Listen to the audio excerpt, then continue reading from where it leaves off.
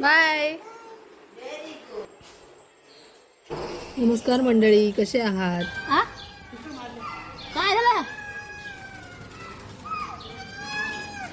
हाय. दीक्षा इकडं बघितलं याची मस्ती. शाळेत गेली तेव्हा रडत होती, सिस्टरला परत बाय केलं, मस्त शाळा वगैरे केली आणि आली. येताना तिचा परत भोंगा सुरू झाला होता. मी आणि मम्मी ते बाहेर चाललो होतो मार्केटमध्ये, भाजी वगैरे आणली सगळी. मग येताना मी पण पार्लरला जाऊन आली, तिथे जरासे स्मूथनिंग करून घेतले होते. मला वगैरे सगळं आणला, मम्मीला तिच्या घरी सोडलं आणि मी इकडे आली होती. बाबू पण तिथेच होती. मी म्हटलं घरची जरा कामं आवरते आणि मग बाबूला घेऊन येईल. घरी कामं खूप पडली होती, कपडे वगैरे घडी करायचे होते, इस्त्री करायचे होते, भांडे पसारा सगळा आवरायचा होता. ते घेऊन बसली होती मी एक करण्यासाठी. सुट्टीचा दिवस कधी निघून जातो हे काय समजतच नाही.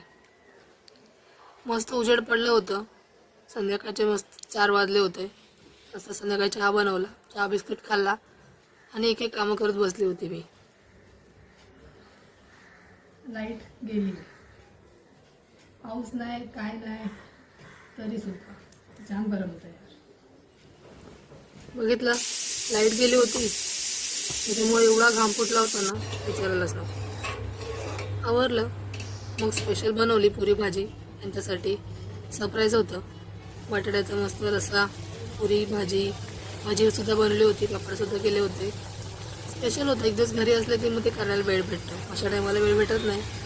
मस्त चांगला बेत केला. मग आम्ही दोघं मस्त जेवलो आणि गप्पा मारून तर निवांत बसलो होतो. तुम्ही पण या जेवायला. Thank you so much watching. Bye.